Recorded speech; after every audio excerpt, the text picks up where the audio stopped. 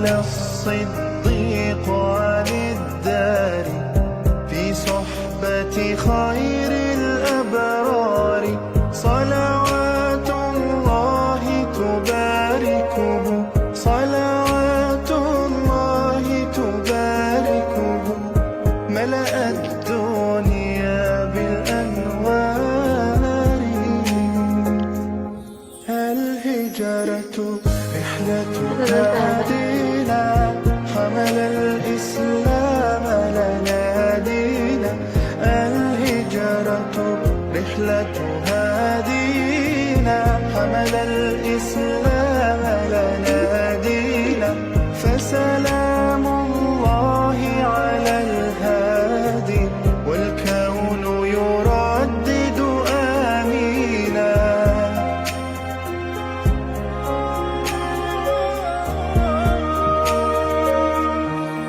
الله تكفل يحميه وعلي أصبح يفديه. الله تكفل يحميه وعلي أصبح. Kajian akan dimulai pukul 12.50. Sambil menunggu dimulai, mungkin bisa menikmati tampilan video yang kami tampilkan.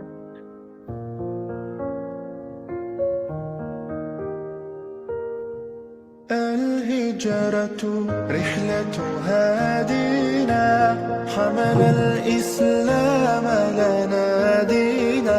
الهجرة رحلة هادينا حمل الإسلام لنا دينا. فسلام الله على الهادي والكون يردد آمينا.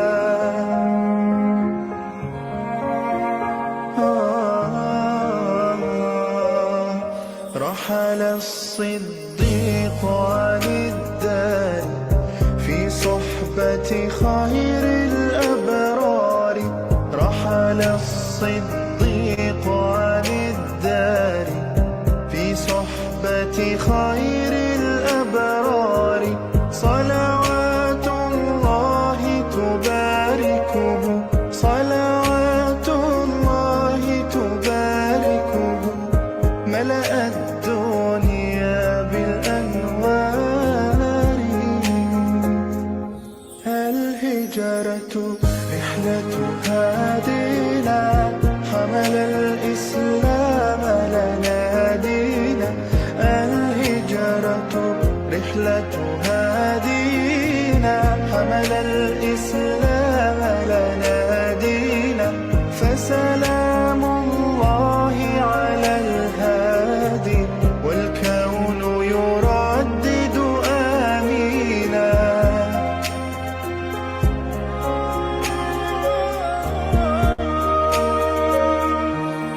الله تكفل يحميه وعلي أصبح يفديه.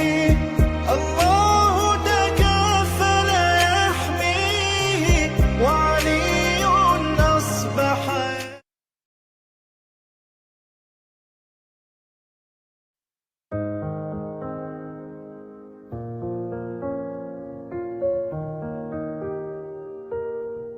الهجرة رحلة هادينا حمل الإسلام لنا دينا.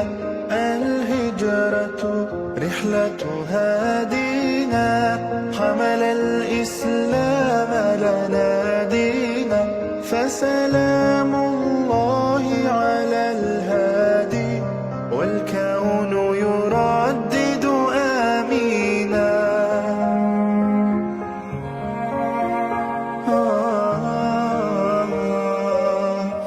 رحل الصديق عن الدار في صحبة خير الأبرار. رحل الصديق عن الدار في صحبة خير الأبرار صلوات الله تباركه صلوات الله تباركه ملأ الدنيا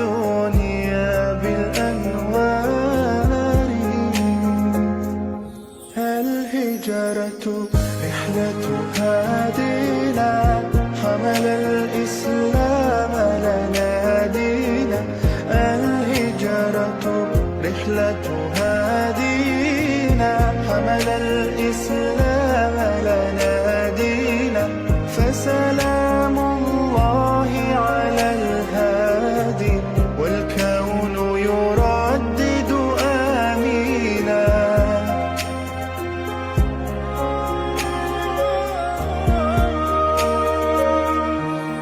الله تكفل يحميه وعلي أصبح يفديه الله تكفل يحميه وعلي أصبح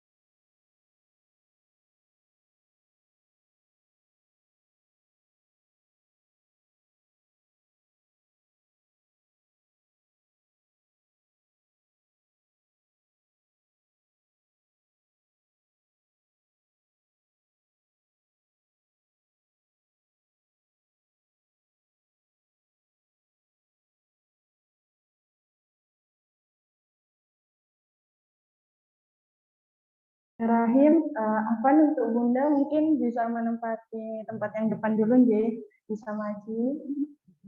Untuk yang online mungkin bisa on kamera, Nggih, Bunda.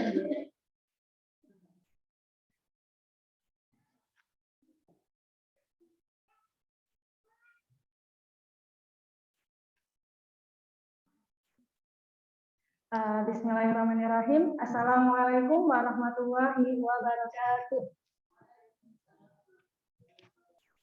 Alhamdulillahilladzi hadana wa ma kunna linahtadiya laula an hadana Allah. Asyhadu an la ilaha illallah wahdahu la syarika wa asyhadu anna Muhammadan abduhu wa rasuluh. Rabbi shrah li sadri wa yassir li amri wahlul 'uqdatam min lisani yafqahu qawli.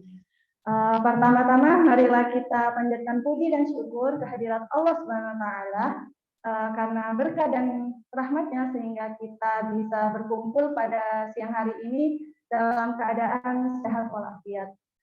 Salawat serta salam semoga senantiasa tercurahkan kepada Nabi Muhammad SAW, para keluarganya, para sahabatnya, para tabi'in dan tabi'atnya, dan semoga syafaatnya sampai kepada kita semua. Amin. Amin ya rabbal alamin. Yang pertama-tama, yang saya hormati Ustadz Adi Tholib selaku pembina Yayasan Hamilul Quran Akordion dan sebagai pemateri pada kajian siang hari ini. Dan yang saya hormati Pak Sadikin selaku Ketua Yayasan Hamilul Quran Akordion, dan yang kami hormati Kepala Sekolah FG Akordion Ustazah Eliana, serta yang kami hormati seluruh wali murid FG Akordion yang telah menyempatkan hadir pada kajian siang hari ini. Ya, Assalamualaikum Bunda, bagaimana kabarnya hari ini? Alhamdulillah. Semoga meskipun panas-panas tetap semangat untuk menggali ilmu bersama-sama. Untuk memulai kajian pada hari ini, izinkan saya memperkenalkan diri terlebih dahulu. Saya Lulu Mukarromah, wali kelas 1 An-Naba. Insya Allah hari ini saya akan menjadi MC yang akan memandu jalannya acara pada siang hari ini. Untuk memulai kajian pada siang hari ini, mari kita membaca basmalah bersama-sama terlebih dahulu. Bismillahirrahmanirrahim. Untuk menambah keberkahan pada siang hari ini, Marilah kita mendengarkan lantunan ayat suci Al-Quran yang akan dibawakan oleh Ananda Nida dan Eva, salah satu murid privat dari Al-Quran. Ananda Nida dan Eva, apakah sudah siap? Sudah siap nih, oke. Kepada Ananda, saya persilakan. A'udzu billahi minasyaitonir rajim. Bismillahirrahmanirrahim.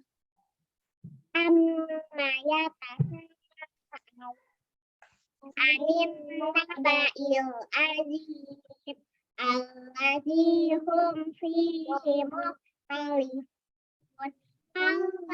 Saya labu maka saya alam saja anil ardo mihada wal jibala autada wa khalaqnakum azwaja wa ja'alna lailakum subata wa ja'alna laila libasa wa ja'alna nahara ma'asya wa banayna fawqakum sab'an shidada wa ja'alna sirajan wa haja wa anzalna minas mu'sirati ma'an sajjaja linukhrija bihi habban wa nabata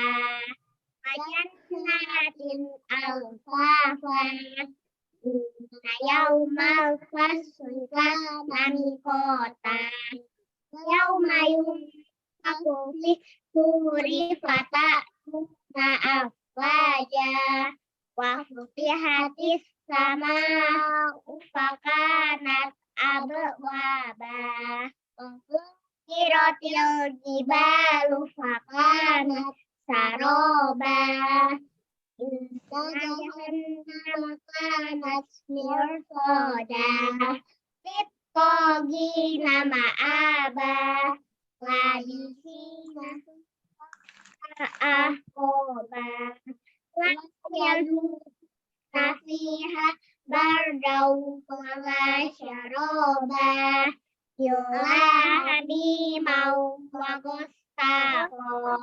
Jaza'au wifako Anu kayar juna hisaba Wakazzabu bi ayatina kizaba Wa kulla syai'in ahsaynahu kitaba Fadhuku falam nazidakum illa azaba Inalil muttaqina mafaza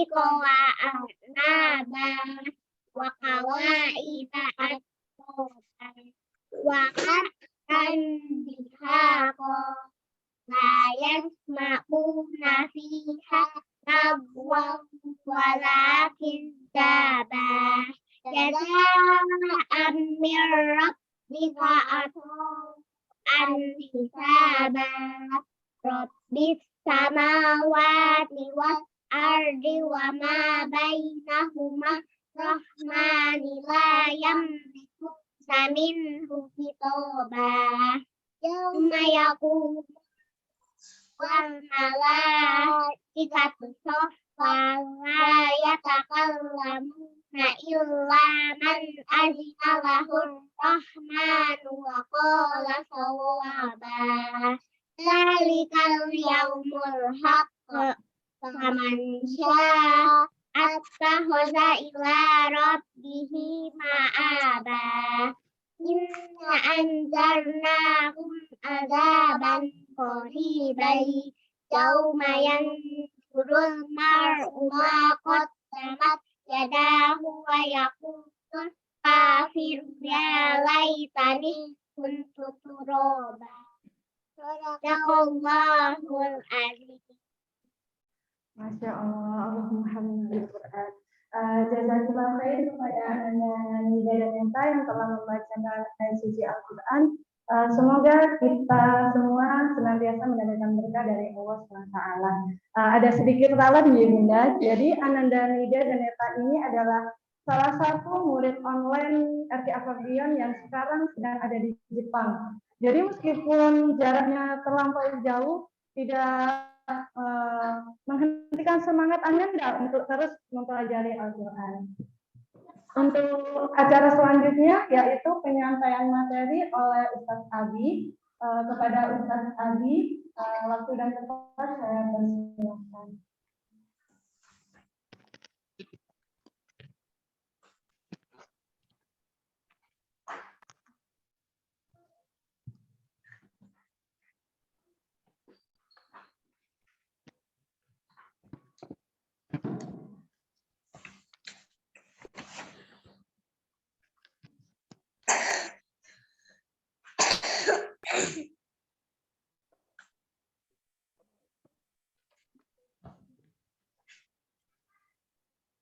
Jangan. Abi dia mau mantap, bis. Mantap ini. Bismillahirrahmanirrahim. Assalamualaikum warahmatullahi wabarakatuh. Alhamdulillahirabbil alamin. Wassalatu wassalamu ala sayyidina Muhammadin wa ala alihi wa sahbihi ajma'in. Rabbi shrah li sadri wa yassir li amri wahlul 'uqdatam min lisani yafqahu qawli. Subhanaka la ilma lana illa ma 'allamtana innaka antal alimul hakim. Amma ba'd. Alhamdulillah, syukur kepada Allah Subhanahu wa taala. Pada siang hari ini kita dipertemukan di forum yang mudah-mudahan dirahmati oleh Allah Subhanahu wa taala. Dalam rangka tentu yang pertama dan utama adalah menunaikan komitmen kita terhadap Al-Quran.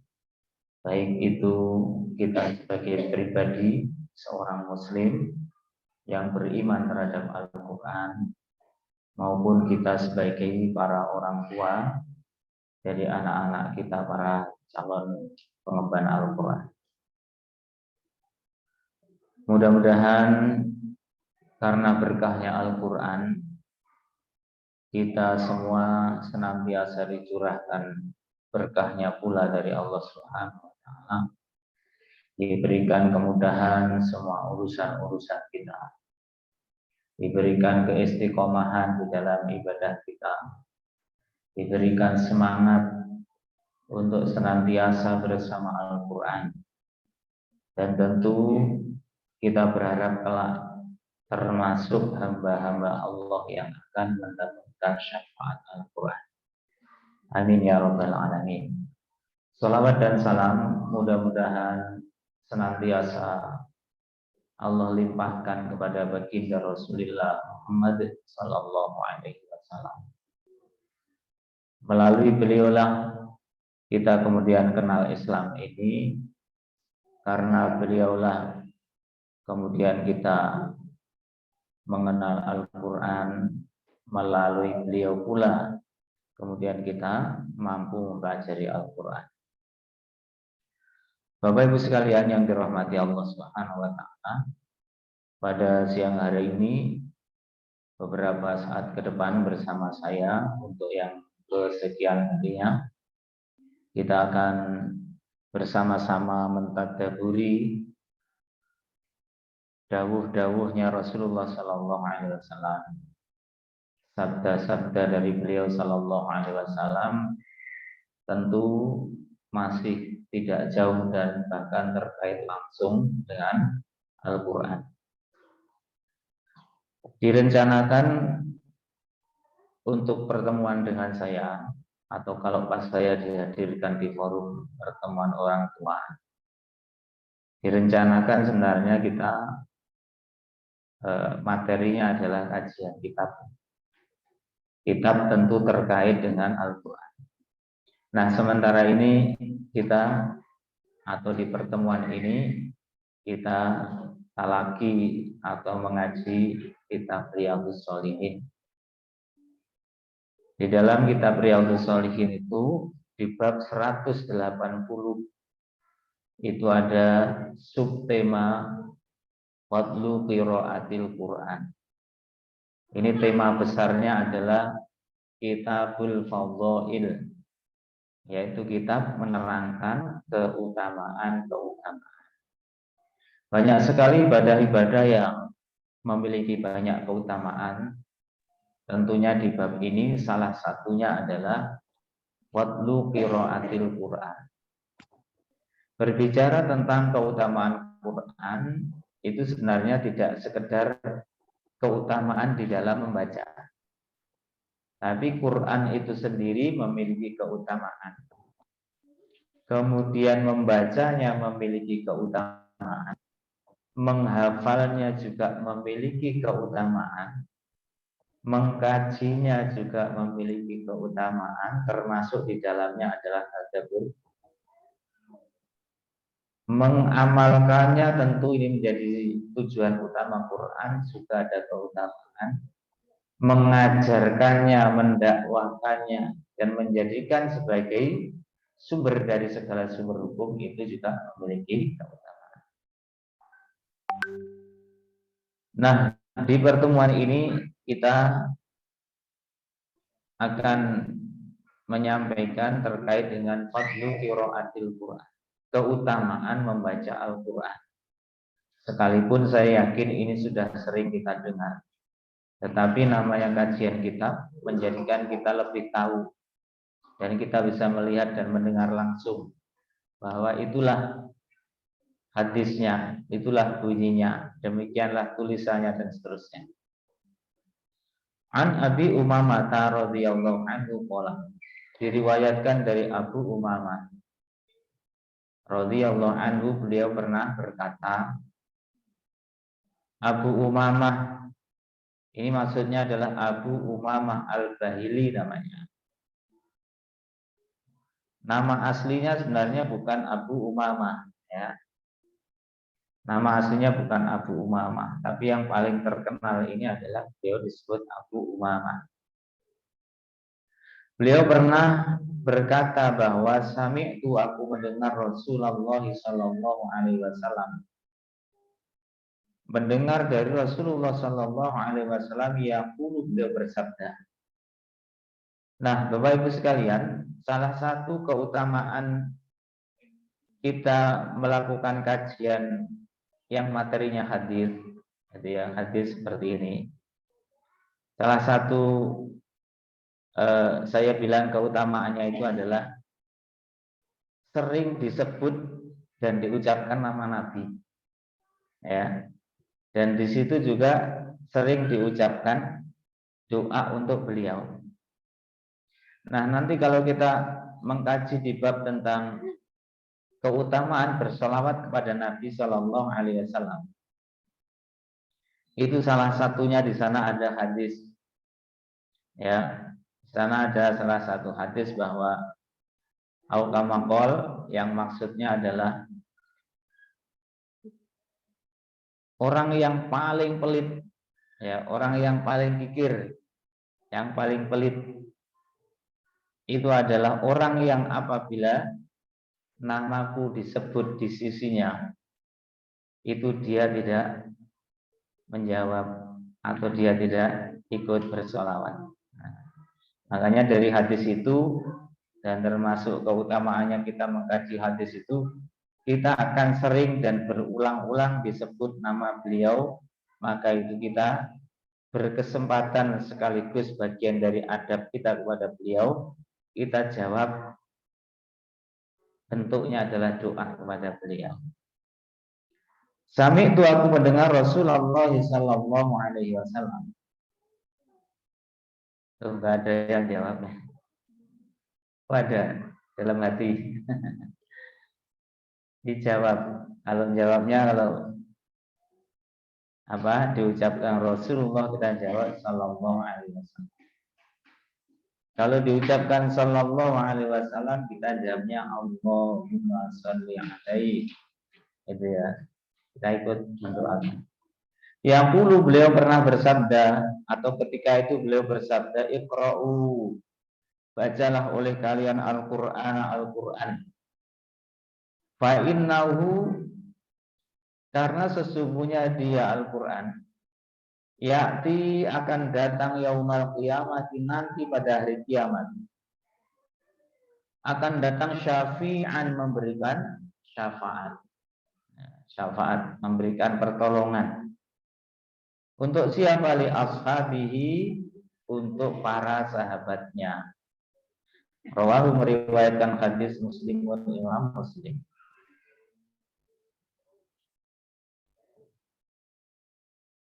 Faedah dari hadis ini, yang pertama adalah al-haddu ala qiraatil Qur'an. Hadis ini memberikan faedah, memberikan pelajaran ya bagi kita akan himbauan, motivasi agar kita itu rajin dan banyak-banyak membaca Al-Qur'an. Wal iktsari minha, dan memperbanyak membaca Al-Qur'an. Wa adamil ishghali anhu bi ghairihi, dan tidak menyibukkan diri dengan aktivitas-aktivitas, dengan kesibukan-kesibukan selain Al-Qur'an. Maksudnya jangan sampai kesibukan selain Al-Qur'an itu kemudian menjadikan kita lalai untuk berdekat diri, lalai untuk berakrab-akrab diri dengan Al-Qur'an, lalai untuk berinteraksi dengan Al-Qur'an. Dalam hal ini walaupun sekedar membaca. Mungkin saja kan, mungkin saja sebagian kita itu sedikit membaca, jarang membaca karena memang ada kesibukan-kesibukan yang lain. Dan kita berharap bahwa kesibukan-kesibukan ibadah yang kita lakukan itu jangan sampai kemudian kita bentur-benturkan menjadi sebuah alasan untuk kita meninggalkan satu dan mengerjakan yang lain.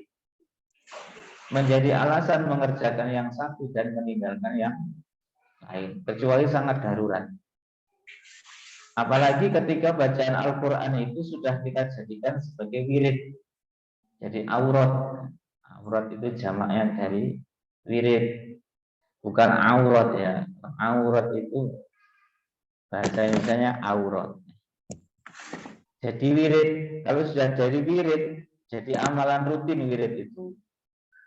Itu ada sebuah hadis, termasuk di situ adalah kebiasaan Nabi itu kalau beliau karena halangan uzur tertentu tidak bisa melakukan wirid rutinnya, itu beliau qadha.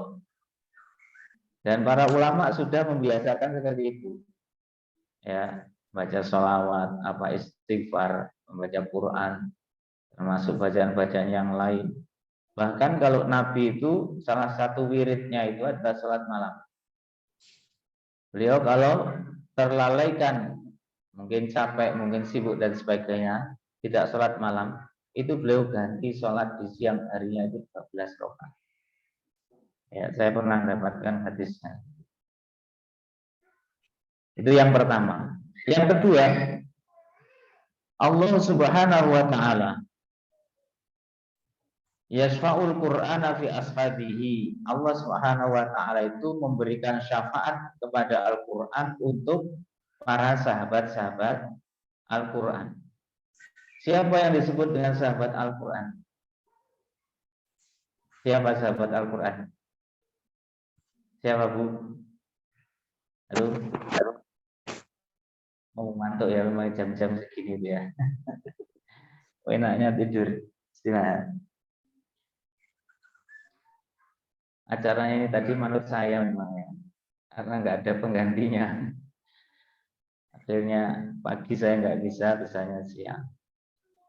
Siapa sahabat Al-Quran? Wa ashabuhu, dan sahabat-sahabat Quran itu hum, mereka adalah alladzina, orang-orang kanu, mereka adalah yaqra'unahu fid dunya.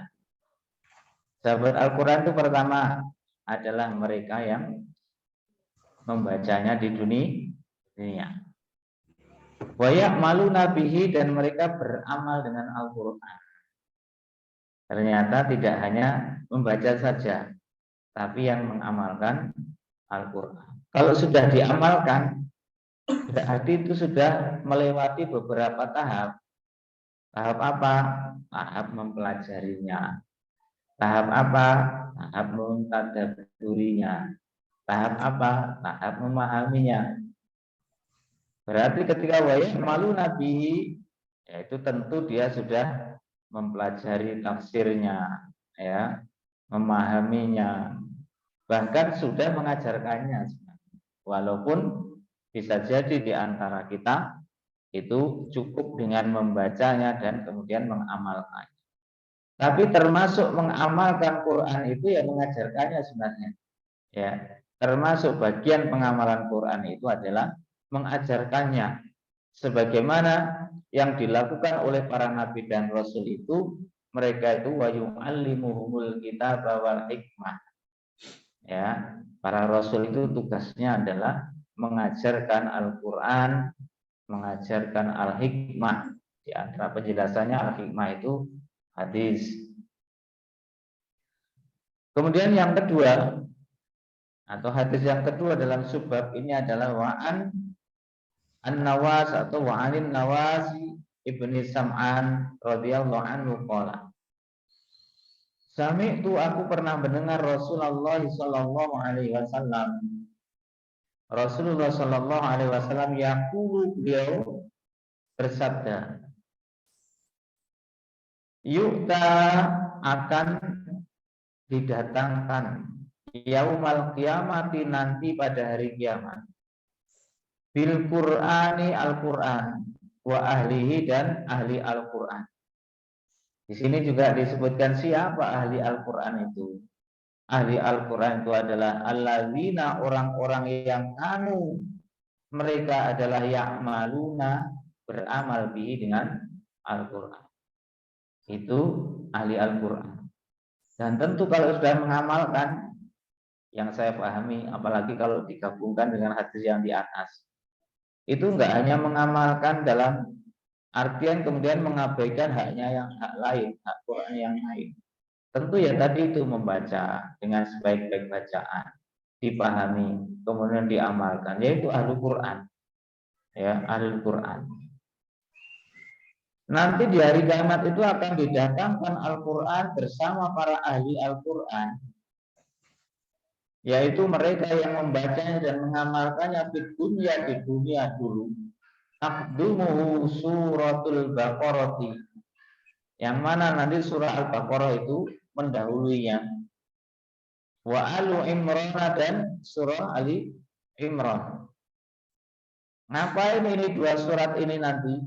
Tuhajani an sahibihima. Dua surah ini, surah Al-Baqarah dan surah Al-Imran, itu nanti dua-duanya itu berdebat, memperdebatkan ya tentang para pembacanya ini, memperdebatkan tentang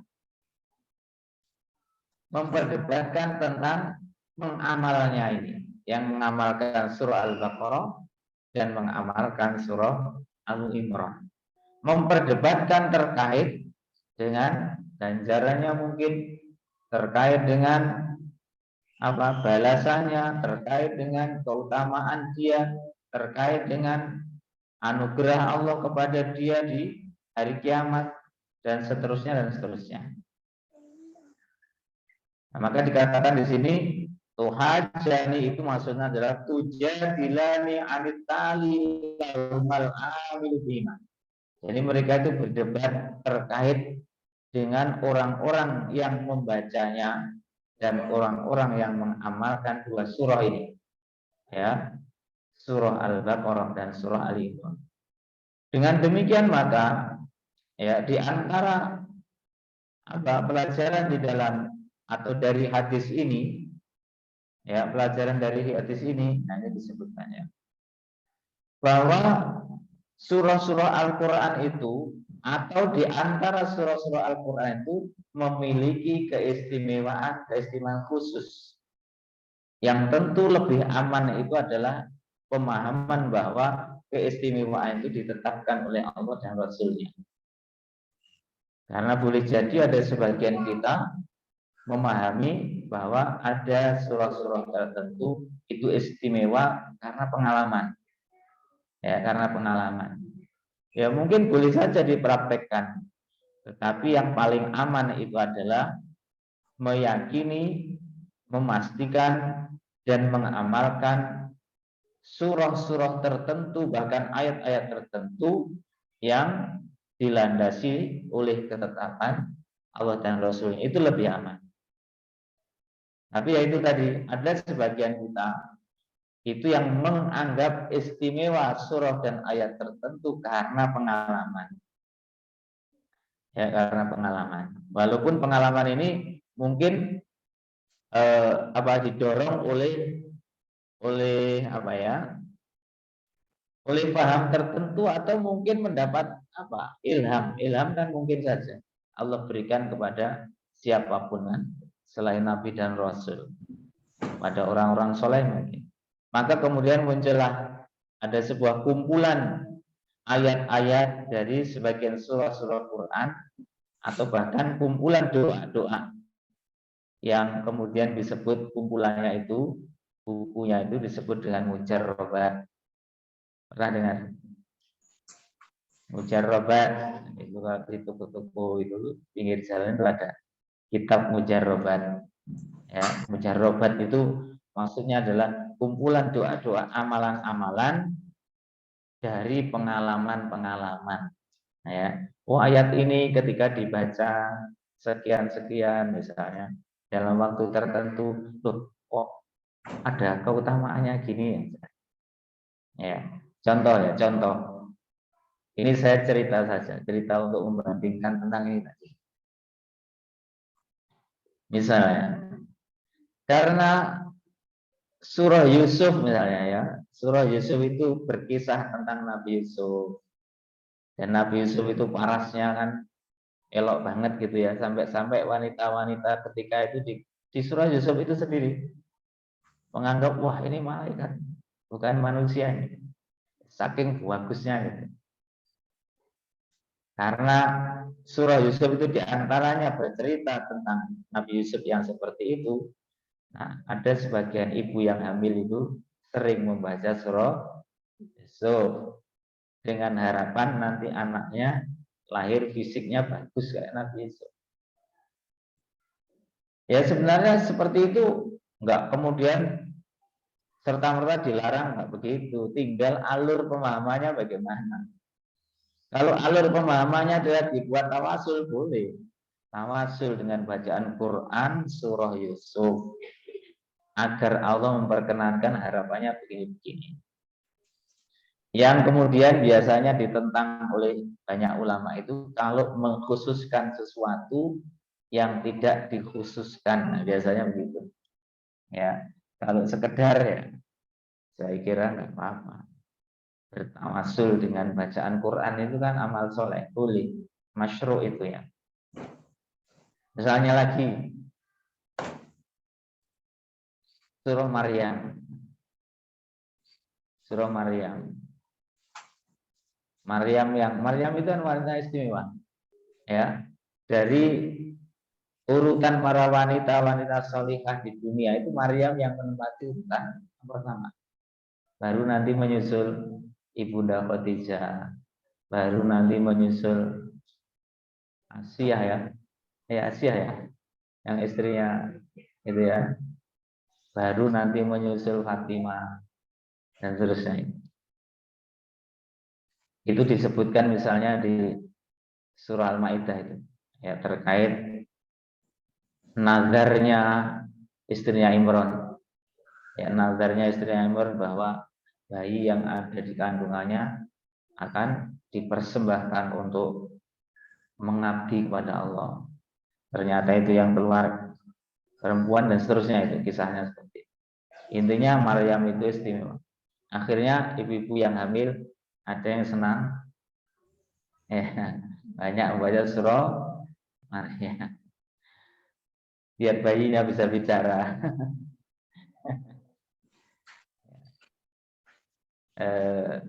Itu kalau di kalangan saudara kita yang lain itu namanya tafa'ulan. Tafa'ulan itu melakukan sesuatu yang pernah dilakukan oleh orang-orang soleh masa lalu agar yang dia harapkan itu dikabulkan oleh Allah. Wallahu a'lam bishawab. Intinya yang jelas bahwa keistimewaan, keutamaan, kekhususan dalam hal ini surah dalam Al-Quran ya, itu ditetapkan oleh Allah dan Rasulnya, diantaranya adalah surah Al-Baqarah dan surah Ali Imran. Nah, saya akan tambahkan khusus terkait dengan ini ya, surah Ali Imran.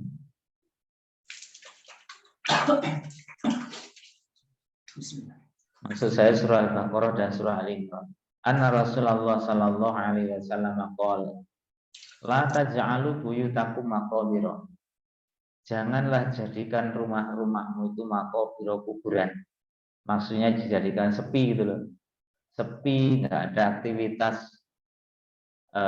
semaraknya ibadah gitu ya, termasuk bacaan Quran dan seterusnya. Inna syaitana, sesungguhnya syaitan yanfiru minal baitil ladzi tuqra'u fihi suratul Baqarah. Sesungguhnya syaitan itu akan lari dari rumah yang di dalamnya dibacakan surah Al-Baqarah. Jadi dari hadis ini itu bisa saja disimpulkan ya, surah Al-Baqarah itu surah pengusir setan. Ya. Surah Al-Baqarah itu surah untuk perbentengan, benteng rumah kita. Jelas-jelas itu hadisnya. Syaitan akan lari dari rumah yang dibacakan di dalam surah Al-Baqarah. Maka jenengan kalau ada tetangga, teman, sahabat, saudara yang katanya rumahnya itu, misalnya ya, rumahnya itu muncul apa, penampakan misalnya, atau yang hal semacam itu, atau menempati rumah baru, baik kontrak atau beli baru dan sebagainya. Nah, itu untuk membentengi, diusir dulu terus dibentengi, yaitu dengan surah Al-Baqarah. Ini dasarnya. Ya. Di hadis yang lain ada lagi redaksi tapi beda sedikit. Kemudian juga masih terkait dua surah tadi. Ya, ini ada hadis panjang. Intinya adalah bahwa pernah ada seorang sahabat namanya Abu Umamah. Jadi sama yang meriwayatkan hadis yang tadi. Ya. Jadi beliau itu pernah apa? Kisah yang panjang mungkin hadis berikutnya ya. Jadi bacalah Al-Quran fa innahu ya'ti yaumal qiyamati syafi'an li ashabihi iqra'u az-zahrawain. Jadi Al-Baqarah dengan Ali Imran itu mempunyai julukan az-zahrawain. Ya, az-zahrawain. Jadi az-zahrawain itu bisa diartikan dengan apa? Dua surah yang terang benderang, yaitu surah Al-Baqarah dan surah Ali Imran. Kenapa? Apa istimewanya yang saya tebalkan itu? Ya. Jadi dua surah ini seperti dua tumpu awan menaungi pembacanya. Jadi dia diciptakan oleh Allah Subhanahu wa taala kelak itu akan bisa menjadi apa? Sarana yang menaungi para pembacanya dulu di dunia. Atau seperti dua kelompok burung yang sedang terbang dalam formasi hendak membela pembacanya. Atau ya kalau khusus Al-Baqarah yang membacanya akan memperoleh barokah. Yang tidak membacanya dia akan menyesal. Dan siapa yang membacanya tidak akan dikalahkan oleh tukang sihir. Nah, jadi surah Al-Baqarah itu surah untuk membentengi dari gangguan syaitan, termasuk surah perbentengan dari serangan ilmu sihir. Nah, gitu ya. Jadi nggak usah bingung ya. Kalau misalnya ada orang atau kita sendiri pengen terapi ya, nah itu dengan surah Al-Baqarah. Nah ini ada hadis lagi, masih juga terkait dengan surah Al-Baqarah. Ya. Surah Al-Baqarah adalah puncak Al-Quran, diturunkan bersamaan dengan turunnya 80 malaikat pada tiap-tiap ayatnya. Ini ada di tafsir Ibnu Katsir ya. Di sana banyak hadis-hadis terkait dengan keistimewaan ini ya, surah Al-Baqarah. Jadi setiap ayatnya itu, padahal Al-Baqarah ada berapa ayat? Al-Baqarah ada berapa ayat? 286.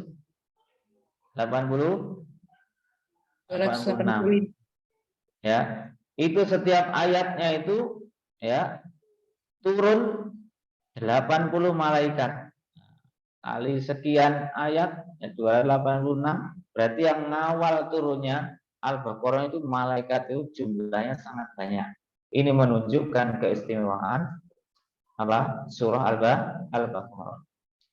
Dikeluarkan dari arsy ya, firman-Nya Allah tidak ada Tuhan melainkan Dia. Ini maksudnya Allah la ilaha illa huwal hayyul qayyum. Kemudian disambungkan dengannya, yakni dengan surah Al-Baqarah. Dan seterusnya di situ disebut juga tentang surah Yasin. Jadi intinya adalah bahwa di antara surah-surah Al-Quran itu ada surah-surah yang istimewa yang ditetapkan oleh Allah dan Rasul-Nya. Kita lanjutkan di Riyadhus Shalihin.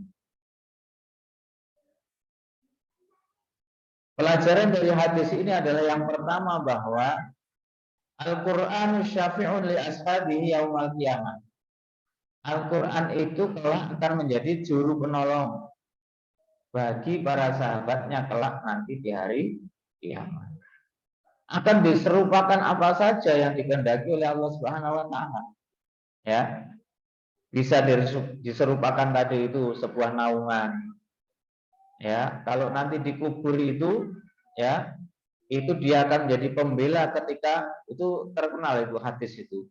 Tentang kondisi sebagian orang dikubur nanti datang dari arah kepalanya itu api, datang dari arah kakinya itu api.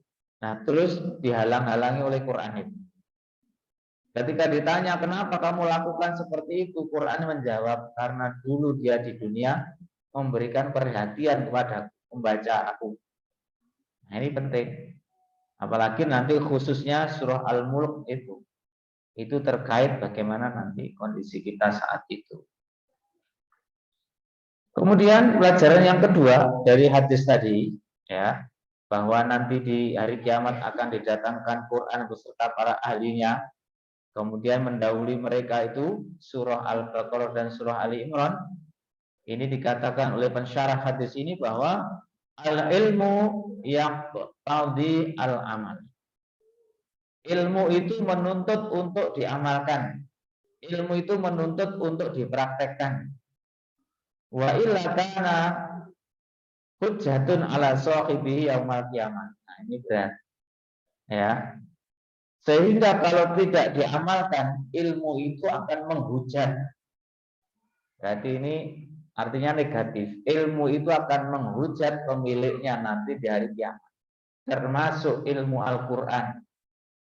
Ya, ilmu Al-Quran kan banyak. Ilmu membacanya, ilmu tafsirnya, ilmu bahasanya, ilmu sastranya, ya kan? Dan sebagainya. Itu mesti harus diamalkan. Ya, karena kalau tidak diamalkan itu ya bisa diamalkan sendiri, maksudnya juga diamalkan untuk orang lain. Tentu harus didahului atau setidaknya adalah berbarengan kita juga beramal bersamaan dengan diamalkan kepada orang lain. Terkait misalnya contoh yang gampang membaca. Ya kalau kita sudah mempelajari atau sudah tahu, sudah belajar tentang bagaimana Quran itu dibaca dengan benar, diamalkan. Kalau sudah tahu, sudah mengamalkan, paham, bisa mengajar, diajarkan. Berarti ada dua amalan. Amalan untuk dirinya sendiri dan amalan untuk orang lain. Makanya kalau itu diamalkan seperti itu, maka Quran nanti menjadi hujjatun lana wala hujjatun alaina. Al-Quran ini nanti akan menjadi hujjah, menjadi pembela bagi yang membaca dan mengamalkannya. Tapi kalau tidak dipraktekkan seperti itu, maka dia hujjatun alaina. Ya, dia bukan menjadi hujjah pembela, tapi menjadi penghujat. Ya, penghujat bagi mereka yang tidak mengamalkannya. Makanya kalau saya berdoa itu, doa Quran itu, di akhir doa itu tak sambungkan itu. Allahumma arhamna bil Quran waj'alhu lana imama wa nura wa huda wa rahmah. Allahumma dzakirna minhu ma nusina wa 'allimna minhu ma jahilna warzuqna tilawatahu ana al-laili wa atrafan nahar waj'alhu hujjatan lana wala hujjatan alaina. Beda itu. Hujjatan lana itu berarti dia jadi pembela kita. Tapi kalau hujjatan alaina itu artinya menghujat kita. Alhamdulillah. Gitu ya. Nah, ini juga memberikan gambaran kepada kita bahwa bukan hanya ilmu Quran saja yang kita amalkan, tapi juga ilmu-ilmu yang lain, dan tentu diutamakan adalah ilmu Al-Quran. Berikutnya, fadlu tilawati suratayil Baqarah wa Ali Imran. Hadis tadi itu ya memberikan pelajaran terkait dengan keutamaan membaca surah Al-Baqarah dan surah Ali Imran. Berarti kalau sudah ada dasarnya ini, kita boleh mengkhususkan membaca dua surah ini. Ya, berulang-ulang misalnya mengkhatamkan surah Al-Baqarah dan Ali Imran itu boleh, karena memang dua surah ini memiliki kekhususan. Ya, memiliki kekhususan. Di antaranya tadi itu nanti akan menjadi pembela para pembaca dan pengamalnya. Pelajaran terakhir dari hadis tadi itu adalah tasmiyatus suwari syar'iyyatun tauqifiyatun. Penamaan surah, dinamakan Al-Baqarah, dinamakan Ali Imran, dinamakan An-Nisa, dinamakan Al-Maidah dan seterusnya, itu adalah sifatnya syar'i dan tauqifi, sudah menjadi ketetapan syariat, ketetapan Allah dan Rasul-Nya. Jadi kita tidak boleh menyebut, memberi nama yang lain selain yang sudah ditetapkan namanya oleh Allah dan Rasul. Ya. Kalau tadi saya nyebut surah Al-Baqarah adalah untuk perbentengan, itu fungsinya, tapi namanya tetap surah Al-Baqarah. Kalau kemudian dua surat sebut Zahrawain, itu Nabi yang memberikan julukan. Ya. Baik, terakhir ya, Bapak Ibu sekalian, hadis yang terakhir di pertemuan kita pada siang hari ini. Wa Utsman bin Affan radhiyallahu anhu qala, dari Utsman bin Affan. Utsman ini termasuk seorang mukri. Mukri itu ahli Al-Quran yang punya kewenangan dan hak untuk membacakan, menurunkan riwayat bacaan Quran, itu namanya mukri. Kalau sekedar ahli baca namanya qori. Ya. Jadi yang memberikan riwayat Quran itu namanya al-mukri. Mukri itu syaratnya banyak. Termasuk syaratnya bacaannya bagus, hafal Quran, paham tentang Quran. Itu mukri. Kalau kita ini mungkin qori, paling pol ya qori. Utsman bin Affan itu termasuk mukri. Mukri pasti qori. Tapi kalau qori belum tentu seorang mukri. Qala Rasulullah sallallahu alaihi wasallam. Rasulullah bersabda, khairukum man ta'allama al-Qur'ana wa 'allamahu. Terkenal hadis ini ya. Khairukum, sebaik-baik kalian adalah man orang ta'allama yang belajar Al-Qur'an wa 'allamahu, dan kemudian lalu mengajarkannya. Faedah dari hadis ini yang pertama adalah al-haddu 'ala ta'allumil Qur'an. Hadis ini adalah menghimbau, mendorong, memotivasi kita untuk belajar Al-Quran. Wa tadabburihi, dan mentadaburinya. Ya, jadi ya bacanya ya dipelajari juga dengan mentadaburinya. Jangan tadabbur tapi nggak belajar baca. Nah, ada sebagian orang seperti itu. Buka-buka terjemah, ditadaburi, tapi nggak belajar baca. Ya, belum bisa baca, enggak segera belajar, atau belum bagus bacaannya juga enggak segera untuk belajar baca.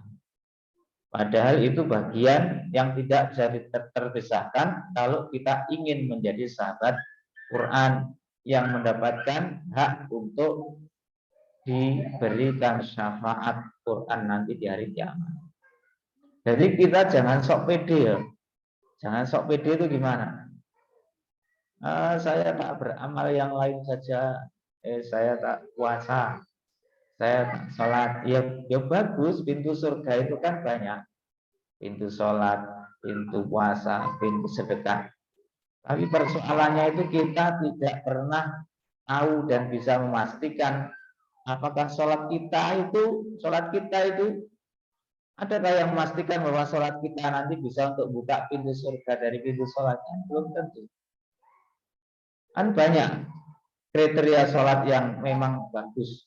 Nah, sudah sampai di taraf dan tahap mana sholat kita bagus, kok kita terlalu pede, sholat kita bisa kita andalkan, nanti bisa buka pintu surga. Artinya apa? Ya kita cari peluang-peluang yang lain sebanyak-banyaknya. Jangan kemudian saya tak sholat saja, saya tak sedekah saja, saya tak puasa saja. Yang baca Quran nggak usah. Nah, boleh seperti itu. Itu mirip dan bisa dikesankan meremehkan. Karena boleh jadi dari lantunan-lantunan bacaan Quran itulah nanti pintu surga akan terbuka. Bukan dari sholat kita yang sering lamun, sholat kita yang tidak paham maknanya, sholat kita yang kurang khusyuk, kan nggak layak itu seperti itu. Nah, maka ada alternatif lain. Di antaranya adalah pahala dari Quran. Wa ma'rifatihi ma fihi min ahkamin. Jadi hadis tadi itu selama ini kan kita hanya memahami khairukum man ta'allama al-Qur'ana wa 'alamu. Yes, pokoknya maca Quran maringo diajarno, enggak cukup begitu. Tapi mempelajari Al-Qur'an dengan sesuai kemampuan kita dari berbagai sisi sudut bidang yang terkandung dalam Al-Qur'an yang sangat banyak ilmunya. Dan mentadaburinya dan mengetahui hukum-hukum yang ada di dalamnya. Nah ini. Bahkan sebenarnya sahabat Quran tadi itu, kriteria sahabat Quran itu, kalau ditambahkan keterangan dari syarah yang lain, sahabat Quran itu adalah mereka yang al-mutamassikuna, orang-orang yang berpegang teguh bihadihi dengan petunjuknya Quran. Dan mereka yang meninggalkan apa saja yang dilarang oleh Al-Quran, itu sahabat Quran. Nah makanya kalau kita ingin menjadi sahabat Quran, ya sebagai sebuah keniscayaan kalau kita harus ma'rifah. Kita harus kenal ma fihi min ahkamin. Kita harus kenal dengan hukum-hukum yang dikandung dalam Al-Quran. Tentu melalui guru ya, jangan dipelajari sendiri kalau ini. Bahkan semuanya ini tidak bisa dipelajari sendiri, sekalipun belajar membaca. Wa aqaidin, dan apa? Aqaid tentang akidah, ya. Wa sunanin robbaniyatin, mempelajari tentang sunnah-sunnah robbaniyah, ya, yang ada dalam Al-Qur'an. Fil umamis sabiqah, yang terjadi pada umat-umat terdahulu. Nah, ini ternyata penjelasan ini mengarahkan kita, memotivasi, mendorong kita mempelajari Quran juga dari sisi kandungan sejarah. Bagaimana umat terdahulu yang dikisahkan dalam Al-Quran. Ya, makanya di Quran itu banyak sekali ayat-ayat kul siru fil ardi, kul siru fil ardi, kul siru fil ardi. Katakanlah lakukan perjalanan di muka bumi. Untuk apa? Fal yang dulu kaifa kana akibatul mukadzibin. Di antara ayatnya. perjalanan keliling dunia dalam rangka untuk melakukan pengamatan, melakukan penelitian, memberikan perhatian bagaimana dunia dengan umat yang ada di dalamnya. Itu bagian dari kandungan Al-Quran. Bahkan wama amarallahu bihi. Nah ini ya. Jadi hadis ini mendorong kita untuk mempelajari apa saja yang diperintahkan oleh Allah, wama nahallahu anhu, dan apa saja yang dilarang oleh Allah. Ifidzalikal falahu dunya wal akhirah. Karena mempelajari tadi itu bacanya, tadabburnya, hukum-hukumnya, akidahnya, kemudian kondisi kehidupan umat-umat terdahulu, perintah Allah, larangan Allah, itu adalah al-falahu fid dunya wal akhirah. Kita akan mendapat keberuntungan baik di dunia maupun di akhirat. Berikutnya yang bagi alal alimi badlul ilmi ba'da ta'allumihi. Nah, hadis tadi mengajarkan kepada kita bahwa hendaknya orang yang berilmu, ya, orang yang berilmu itu hendaknya adalah mengerahkan ilmunya, mengajarkan ilmunya, menyampaikan ilmunya, mendermakan ilmunya ba'da ta'allumi, setelah dia mempelajari. Nah, maka khususnya orang-orang yang pernah atau saat ini sedang belajar Quran dengan saya, itu senantiasa saya dorong, kalau nanti sudah waktunya, maksudnya memang sudah memiliki kapasitas dan kompetensi bacaan yang baik, itu harusnya adalah dia mengajar. Jadi nggak hanya selamanya jadi pelajar saja, ya, tapi juga harus mengajar. Walaupun mengajar itu juga terus belajar. Seorang pengajar pasti belajar, tapi seorang pelajar belum tentu mengajar. Nah, kita ingin ya mengajar ya belajar, ya belajar ya mengajar. Yang mengajar nggak boleh berhenti belajar, apalagi yang belum mengajar, jangan sampai tidak belajar. Karena yang kita utamakan dulu adalah mengajar, belajar untuk kita praktekkan sendiri, baru kemudian untuk orang lain. Mana tadi? Orang yang sudah alim, ya, orang sudah tahu, seorang guru, orang ahli ilmu, hendaknya kemudian dia mengamalkan ilmunya. Wa kullu dzalika fi ajrun. Bahkan setiap ilmu yang diamalkan, diajarkan, disampaikan, itu ada ujrohnya, ada upahnya, ada pahala. Apalagi Quran, Bapak Ibu ya. Jadi saya yakin jenengan punya amal andalan. Saya yakin. Tapi apa jenengan tidak tergiur dengan amalan Quran? Coba satu huruf itu dibalas 10 kebaikan. Kalau kita ajarkan kepada satu orang saja. Nah, ini kalau hitung-hitungan bisnis kan gitu ya. Kita ajarkan kepada satu orang saja. Terus itu oleh orang itu diulang-ulang oleh anak-anak kita lah ya, diulang-ulang. Terus nanti diamalkan oleh anak itu, kita diajarkan lagi, coba. Itu kan kita akan memiliki rantai pahala yang tak terputus. Aliran pahala yang tak terputus. Satu huruf 10 kebaikan, coba. Apakah jenengan nggak tergiur? Itu kan jelas-jelas dikatakan oleh Nabi begitu. Man qara'a harfan min kitabillah walahu hasanatun wal hasanatu bi asyri amsalihha. Dan wa atamal ajri ayat ta'allamal mar'u al-Qur'ana wa yu'allimuhu wa yu'allimahu li ghairihi wa yuballighi.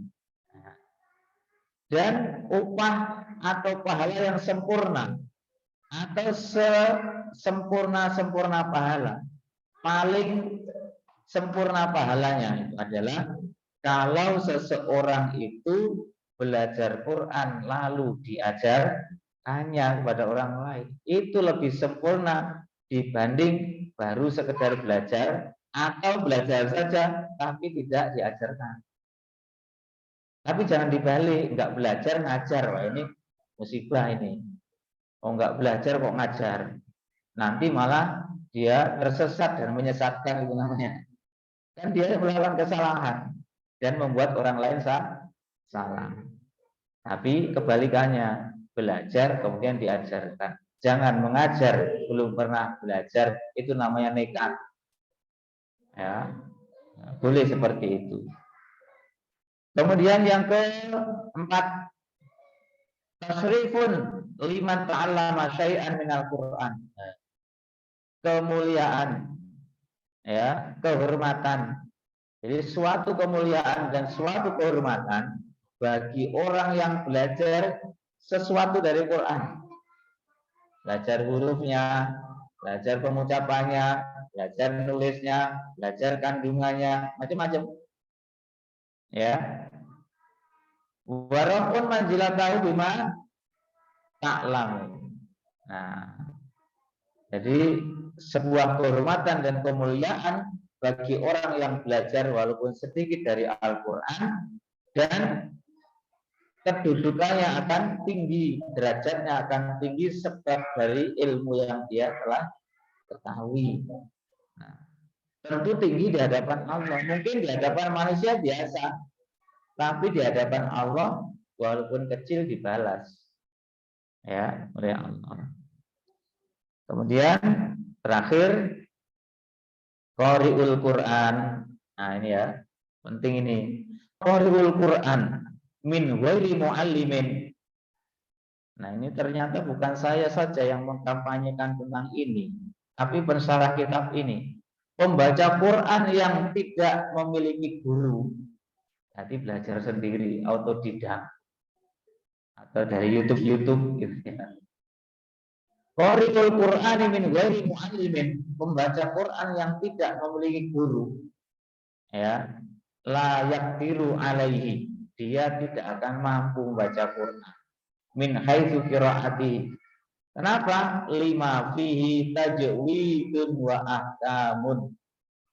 Karena di dalam membaca Quran itu, ya, ada tajwidnya, harus benar mengucapkannya, ada ilmunya dan ada hukum-hukumnya. Wa ma fihi min ulumin, ada ilmunya dalam Quran, dalam beramal Quran. Karena itu maka wa kullu dzalika yahtaju ila muallimin. Semua tadi itu membacanya, memahaminya, apalagi itu membutuhkan seorang guru. Walidza faqad haddu ala talabi min indi ahlihi. Oleh karena itu maka, ya, dianjurkan, dihimbau, bahkan ini harusnya wajib, ya, bagi orang yang belajar Al-Quran itu harus dipelajari dari ahlinya. Kalau belajar baca dari ahli baca Quran, kalau dari pemahamannya ya belajar dari para ahli tafsir Al-Quran, ya. Wahadu ala ta'limihi liman yatlubuhu wa kullu dzalika mu'allaqun biman alama. Dan mendorong, menghimbau, ya, untuk apa? Mengajarkannya bagi orang yang sudah pernah dia belajar atau memiliki kemampuan dalam Al-Quran, baik itu membaca, memahami, atau bahkan menghafalkan. Bapak Ibu sekalian, demikian talaki kitab Riyadhus Shalihin dengan saya, yakni bab fadlu qiraatil Quran, bab keutamaan bacaan Quran. Mudah-mudahan pertemuan yang akan datang bisa kita lanjutkan. Masih cukup banyak hadis-hadis terkait dengan Al-Quran yang barangkali di antara kita perlu dan butuh untuk mengetahui secara langsung berikut dengan penjelasan terutama dan sementara dari referensi ini, ya. Mudah-mudahan bermanfaat. Kurang lebihnya mohon maaf. Dan apa ada pertanyaan? Kayaknya enggak ada. Oh, ada. Ya, rupanya wis menahan diri untuk bertanya enggak tadi.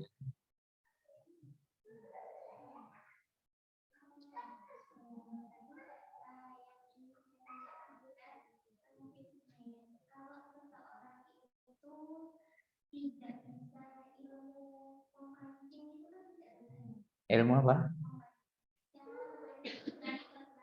Oh ya. Ya, nggak tahu ilmu mancing terus.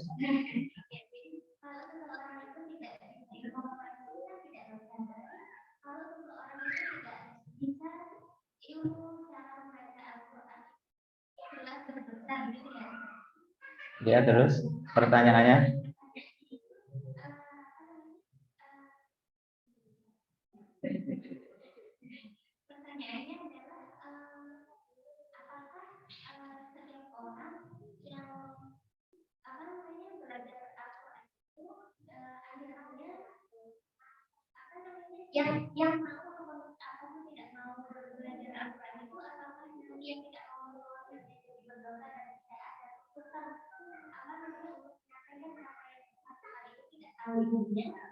Ya,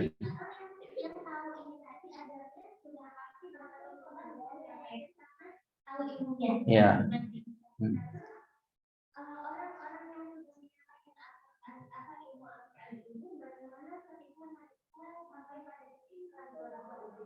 Ragu, ya.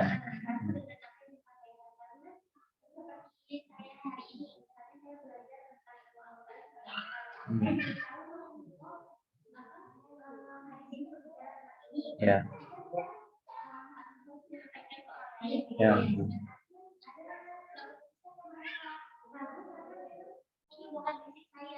Ya. Hmm. Ya. Ya, baik, pertanyaan bagus itu. Sebenarnya itu kalau didiskusikan itu sangat luas ya. Itu nanti terkait dengan pembagian ilmu. Karena beliau tadi nyinggung tentang, oh saya basicnya ini. Nah, jadi ilmu itu nanti kan ada ilmu yang fardu ain, ada ilmu fardu kifayah. Kalau ilmu itu fardu ain, itu nanti siapapun basicnya dan apapun itu dia wajib mempelajari. Contoh, saya tidak menyebutkan dulu ilmu ini fardu ain atau tidak. Contohnya saja, ilmu sholat itu wajib, karena kan kita wajib sholat setiap individu.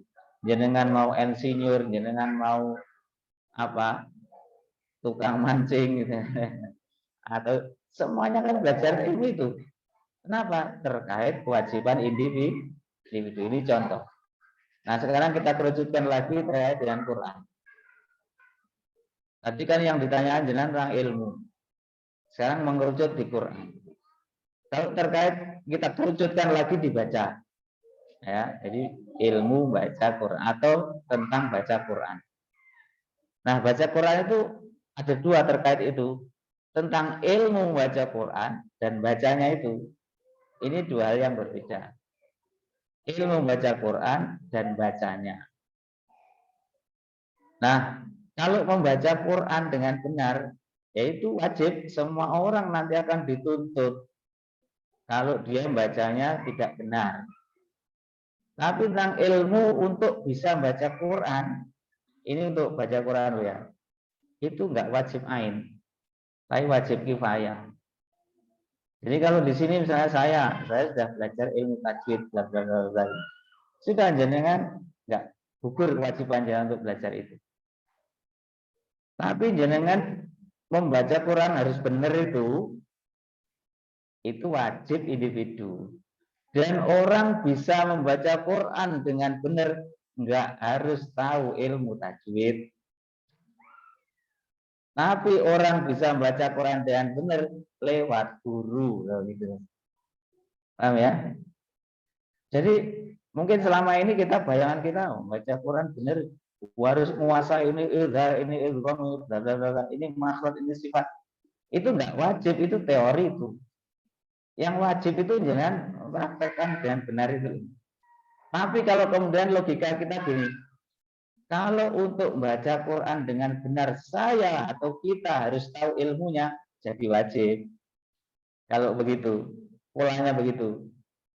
Kalau diberlakukan di individu, misalnya, kalau saya bisa membaca dengan benar, saya harus tahu ilmunya ini. Oh, makhrajnya ini di sini, sifatnya di sini, ini bacanya gini-gini. Kalau harus begitu, berarti belajar teorinya bagi jenengan itu wajib. Karena sesuatu yang bisa menjadi lantaran sesuatu yang wajib hukumnya jadi wajib. Jenengan membeli mukena itu kan nggak wajib sebenarnya. Jenengan beli baju ini kan juga nggak wajib. Tapi karena menutup aurat itu wajib. Dalam sholat menutup aurat juga wajib. Untuk menutup aurat harus punya mukena, harus punya baju dan sebagainya. Akhirnya beli mukena jadi wajib. Kaidahnya begitu. Nah, itu yang pertama. Yang kedua tentang tuntutan. Dua-duanya itu akan dituntut. Ya, seorang guru yang harusnya mengamalkan ilmunya dan seorang murid yang harus juga mempraktekkan ibadahnya dengan semuanya dituntut. Tadi beliau misalnya mancing tapi nggak punya ilmu memancing, itu nggak apa-apa. Nggak apa-apa itu dilihat dulu. Dia di mana keberadaan dia. Kalau ada laut di tengah hutan, dia hanya sendirian di situ, nggak apa-apa dia. Apalagi ilmu mancing, nggak usah pakai ilmu taruh di situ. Kalau ikannya lapar pasti dimakan. Nah, ya. Nah, tapi kalau dia hidup bersama banyak orang, kayak di sini itu, orang yang merasa dan dianggap mungkin ya, dianggap dia tidak memiliki pengetahuan, itu tidak tiba-tiba dapat dispensasi dari kesalahan ibadahnya. Selama dia berakal, kan berakal dapat taklif, kewajiban. Kecuali dia hidup di tengah masyarakat tapi gila, ini beda lagi. Selama orang itu berakal, balik, tamyiz, ya, kemudian dia hidup di tengah masyarakat kayak sekarang, apalagi zaman sekarang. Kemudian dia tidak memiliki ilmu tentang ibadah. Akhirnya ibadahnya keliru, salah, itu enggak serta-merta dapat dispensasi.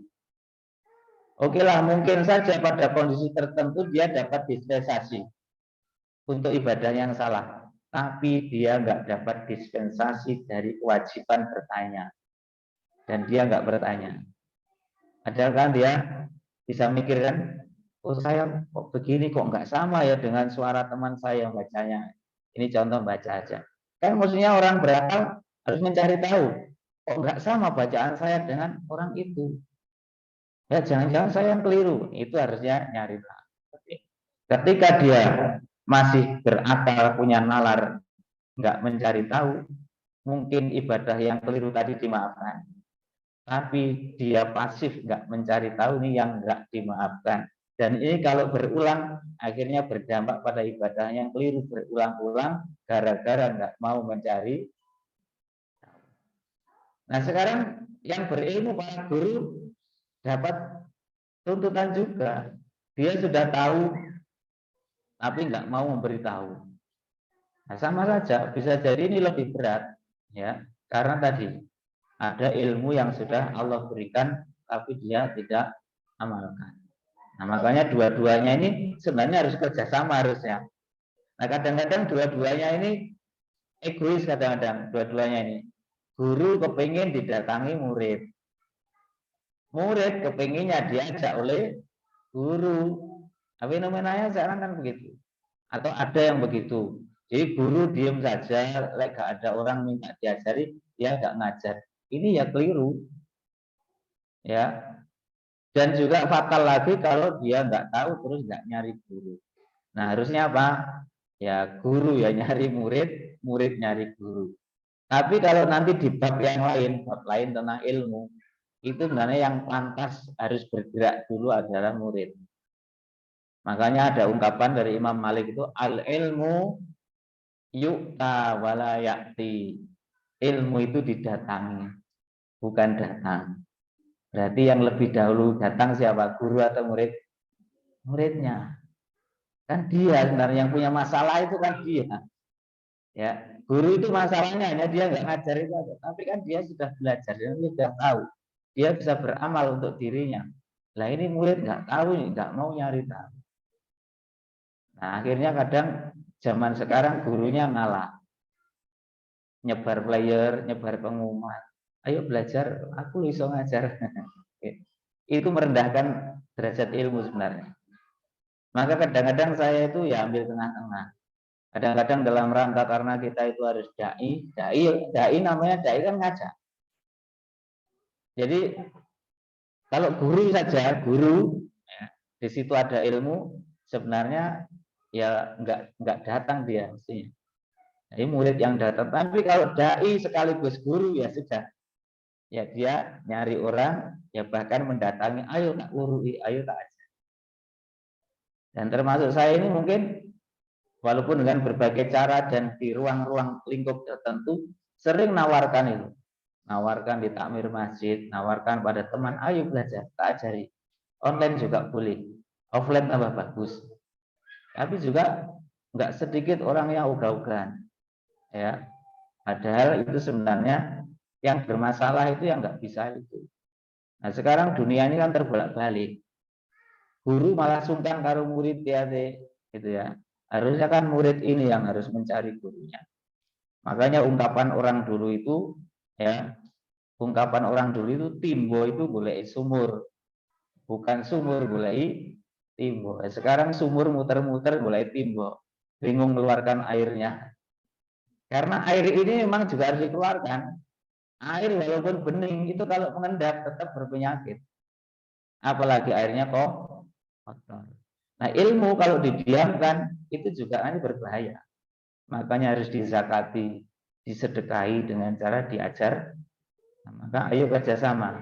Yang merasa butuh belajar, nyari guru, guru yang ingin mengamalkan ilmu, nyari murid. Akhirnya ketemu di masjid. Itu kan ya. Rahmat dari rumah ke sini, saya dari rumah ke sini. Ketemu di sini akhirnya belajar. Ya wes, gak apa-apa. Zaman ini memang begitu. Gak mungkin lah nanti semua saya suruh datang ke rumah, gak mungkin. Kejauhan. Jadi kita sering memudahkan. Supaya nanti juga dimudahkan oleh Allah. Begitu ya Bu ya. Mudah-mudahan ini sudah bisa menjawab dari gambaran yang saya sampaikan. Jadi tentang khusus tentang Quran ini nggak basic-basican, ya, basic-basican. Karena ini bagian ibadah. Kecuali ilmu yang itu agak jauh dari agak jauh keterkaitannya dengan ibadah. Tapi ini jelas-jelas ilmu terkait dengan ibadah. Maka yang belajar Quran ini bukan hanya guru Quran untuk ngajar Quran, tapi setiap orang muslim yang ingin beribadah Quran. Makanya jangan masa nggak kepincut, nggak tergiur dengan pahala Quran, ya, yang begitu berlimpah dan mudah, walaupun diraih dengan tahapan tadi itu, tahapannya belajar dulu. Nah, patut kita sayangkan sebagian dari kita. Ya, maksudnya sebagian dari santri itu ada yang sampai sekarang itu takut belajar Quran. Saya tahu sendiri. Kita ini kan dianggap santri, kita ini santri. Itu ada takut belajar Quran. Takut salah, takut malu. Itu biasanya memang kalau ngomong soal tentang majelis ilmu, yang paling digemari itu adalah majelis ilmu yang jiping. Tahu jiping? Ini istilahnya Ustadz Sarwat. Ustadz Sarwat itu ahli fikih yang punya channel Rumah Fikih. Ya, selama ini umat Islam ini senengannya jiping.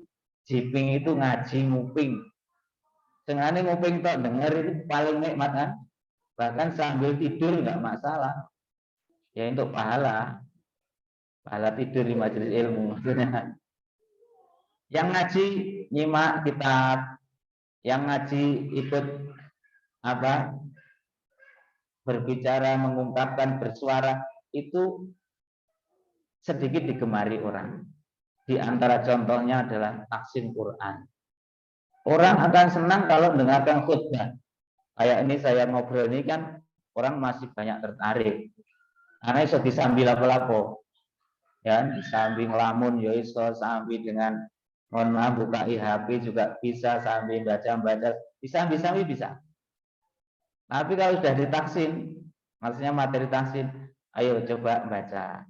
Nanti salah sesekali, biasa 2 kali, malu 3 kali, minder 4 kali gak masuk. Biasanya gitu. Itu sudah pengalaman seperti itu. Nah, memang ini tantangan. Oleh karena itulah maka semakin tantangan dan fenomena yang seperti itu, saya semakin yakin bahwa apapun yang terkait dengan Quran ini adalah istimewa. Ya, Apapun kegiatan terkait dengan Quran pasti istimewa. Kenapa? Karena terkait dengan kalamullah, terkait dengan firman. Memang ada yang lebih istimewa dari Quran? Ada. Ada ilmu yang lebih istimewa dari Quran? Enggak ada. Ada kitab lebih istimewa dari Quran? Enggak ada. Ada lafal ungkapan suara yang lebih mulia dari suara ungkapan Quran? Enggak ada. Maka kemuliaan Quran ini membuat pengajarnya yang mulia, pelajarnya juga mulia, majelisnya juga mulia. Itu sudah logis, logis dan kita harus yakin penghafalnya mulia. Semuanya terkait dengan Quran mulia. Jenengan yang mendukung, mendorong, mensupport apapun yang terkait dengan program Quran ikut mulia. Tapi ya jangan kemudian saya tak milih membiayai saja. Ya tapi mosok ya nggak kepingin baca juga, nggak kepingin tafsir, nggak kepingin menghafal. Iya kalau kemudian saya tak anu biaya, iya kalau itu nanti diterima oleh Allah. Makanya kita perbanyak pintu-pintu kebaikan di antaranya dengan. Nah, maka saya senantiasa berharap terutama di RQ ini ada komunitas belajar Quran untuk orang tua ini. Khusus orang tua, bukan yang umum, khusus komunitas apa hafalan Quran, apa tahsin Quran. Tapi jangan lupa Bapak Ibu sekalian ya, jangan kita ngikuti tren. Trennya kan zaman ini kan hafalan Quran, trennya zaman ini tahsin Quran, ya bagus. Tapi jangan lupa bahwa memahami Islam ini juga harus kita jadikan tren. Ya, itu harus diingat baik-baik. Memahami Islam ini juga harus jadi tren. Jangan hafalannya banyak, bacaannya bagus, nggak paham tentang syariat, nggak paham tentang ibadah harian kita. Wah ini ya kacau ini. Karena nanti kalau di level-level, misalnya kita buat contoh saja, kita sholat, ya bacaan Qurannya bagus, hafalan Qurannya banyak, tapi sholatnya amburadul, itu rugi kita. Karena yang jadi kewajiban utama adalah sholat. Maka pastikan anak-anak kita di usia-usia balik terutama, ya tentu dimulai dari sekarang, dilatih sholat yang baik, sholat yang benar, ya sholat yang khusyuk. Dan kita juga begitu Bapak Ibu sekalian, jangan harus meningkatkan kompetensi dan kualitas sholatnya ya. Yang paling rendah itu, jadi kalau di level-level itu sholat itu 1 gerakannya benar, 2 bacaannya benar, 3 ngerti maksud bacaan yang kita ucapkan, 4 khusyuk, 5 bisa mempraktekkan nilai-nilai yang ada dalam Quran. Ini sudah luar biasa. Khusyuk ini sudah mi'raj. Kalau khusyuk ini saya memahaminya, yang saya sebut khusyuk itu ya ketika ini nggak gampang. Makanya tingkatannya ke 4 ini tadi. Khusyuk itu berarti sudah mi'raj kepada Allah Subhanahu wa taala. Ketika sholat itu nggak ada yang lain. Ya, nggak ada yang lain selain dia sholat menghadap Allah. Terus mempraktekkan nilai-nilai sholat. Nah, jenengan atau kita ini masih di level mana? Mungkin gerakannya sudah benar, bacaannya mungkin benar, tapi saya nggak yakin ini yang kedua ini level 2. Walaupun nggak semuanya jenengan terjadi ya. Di beberapa majelis taklim saya itu sering tak talkin bacaan sholat. Itu berkali-kali berulang-ulang untuk membenarkan itu nggak gampang. Kenapa? Sejak dari TK dulu itu bacanya ya kayak itu. Contoh ya, sering keliru itu sampai sekarang. Baca gini. At-tahiyyatul. Baca itu saja itu diulang-ulang ditalkin nggak benar-benar. Bacanya gimana? At-tahiyyatul. Ya, atau at-tahiyyatul. Itu kan keliru. Kenapa keliru? Dulu sejak TK kita dapat itu dari guru kita, nggak pernah kita upgrade. Jadi mengucapkannya tetap at-tahiyatul mubarakatuh, assalamu alayka ayyuhan, itu kan. Nah, makanya sesekali dengan setoran bacaan sholat ya kepada guru. Kalau di mazhab Syafi'i itu satu takbiratul ihram itu harus diucapkan benar. Dua, Fatihah harus dibaca benar. Tiga, tahiyat harus dibaca benar. Empat, sholawat harus dibaca benar. Lima, salam harus dibaca benar. Kalau kita mengucapkan Allahu Akbar, itu mulai dari takbiratul ihram itu sudah salah. Sholatnya enggak sah. Apalagi jadi imam. Belum Fatihahnya. Tahiyatnya tadi at-tahiyatul, ya. Nah, maka ayo kita terus melakukan check up kesehatan fisik saja kan kita check up. Kalau sakit aja kan kita bingung, pusing sedikit bingung, pegel sedikit bingung, nyari dokternya ke lab macam-macam. Nah, kita ini ibadah kita mungkin kurang sehat, kita nggak ngerasa.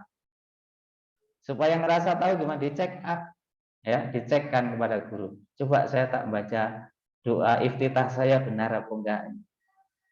Gitu ya, ibu-ibu ya. Nah, kalau kita punya komunitas khusus, alhamdulillah kalau yang sudah punya. Yang belum punya, bergabunglah atau bikin komunitas. Di antara manfaatnya nanti kita bisa saling bekerja sama untuk tadi itu membenahi ibadah kita dan meningkatkan kualitas ibadah kita. Itu masih bacaan di level 2. Untuk gerakannya ya harus dicekkan, gimana sujud saya, gimana ini nutup aurat, gimana wudhu saya, gimana bersuci saya, macam-macam itu harus diupgrade itu. Karena boleh jadi dulu yang kita dapatkan itu belum sempurna, bukan gurunya yang keliru, ya karena tahapannya itu kita anggap itu sudah final, kita tuntas, kita anggap itu ya benarnya gitu, padahal ternyata enggak. Terus nanti setelah itu kalau ingin khusyuk ya harus tahu artinya dulu dong. Kalau nggak tahu artinya gimana ya? Salat mau khusyuk gimana? Wong yang dibaca nggak paham. Nah, jadi harus pastikan bahwa jenengan itu paham apa yang dibaca. Baru kemudian khusyuk. Nah, itu kira-kira Bapak Ibu sekalian, mudah-mudahan majelis forum kita pada siang hari ini menjadi salah satu wasilah Allah memberikan keberkahan kepada kita ya. Saya kira cukup ya, nggak ada pertanyaan lagi, kita akhiri ya dengan doa. Bismillahirrahmanirrahim. Allahumma shalli wa sallim ala sayyidina Muhammad wa ala ali sayyidina Muhammad. Alhamdulillahirabbil alamin. Hamdan katsiran thayyiban mubarakan fihi. La ilaha illa anta subhanaka inna kunna minadh dhalimin. Rabbana zalamna anfusana wa illam taghfir lana wa tarhamna lanakunanna minal khasirin.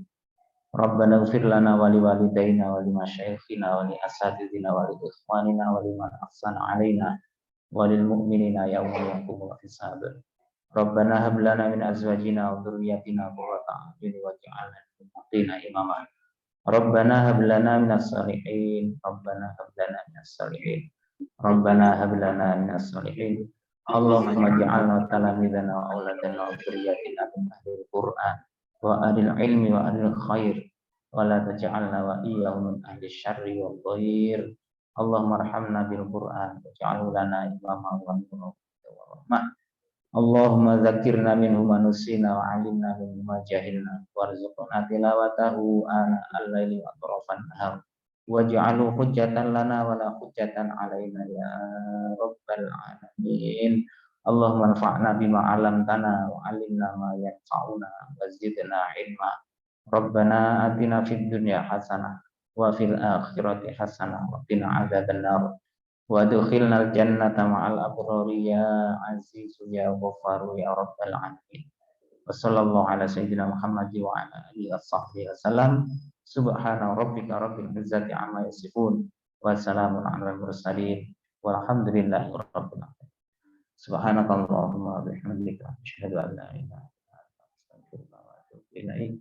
Kurang lebihnya mohon maaf. Assalamualaikum warahmatullahi wabarakatuh.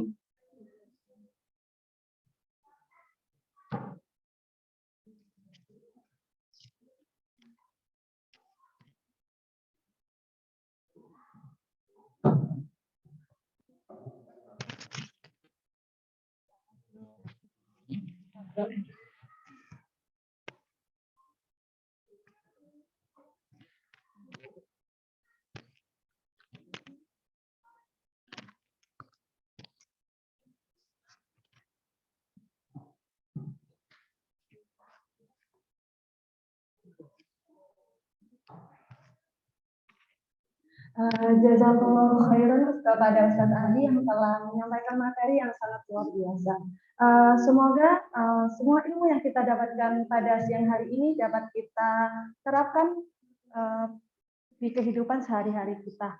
Ada sedikit reminder untuk kita semua bahwasanya kita lah yang seharusnya meluangkan waktu sebanyak-banyaknya untuk mempelajari dan membaca Al-Quran, bukan malah sebaliknya. Hanya membaca Al-Quran ketika waktu luang saja. Karena sejatinya Al-Quran lah yang kelak akan menjadi syafaat kita di yaumul akhir. Untuk selanjutnya, izinkan saya untuk membacakan beberapa pengumuman dan informasi terkait kegiatan RQ Akordion. Yang pertama, yaitu pengumuman mengenai pemenang lomba kemerdekaan. Jadi ayah bunda, alhamdulillah pada tanggal 11 Agustus kemarin kita telah melakukan beberapa lomba untuk memperingati Hari Kemerdekaan Indonesia.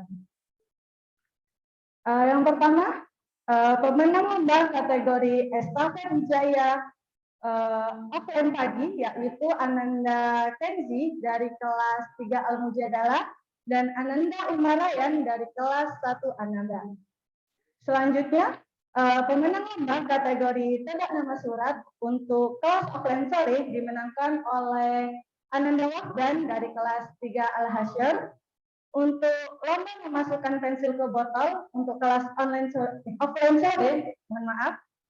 sore dimenangkan oleh Ananda Rafif dari kelas 3 Al-Hasyr. Untuk kategori lomba memakai jilbab untuk kelas offline sore dimenangkan oleh Ananda Aulia dari kelas 6 Al-Baqarah. Untuk lomba estafet huruf hijaiyah kelas offline sore dimenangkan oleh Ananda Aulia, Ananda Hilya dari kelas 1 An-Naziat.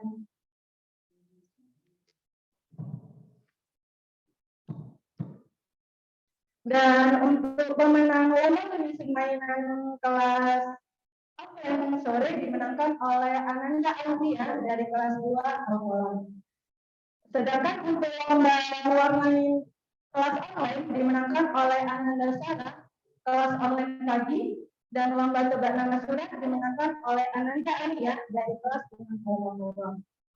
Selanjutnya, pengumuman mengenai peraih bintang prestasi pada bulan Agustus ini dengan kategori semangat 45 mengaji di RQ Akordion.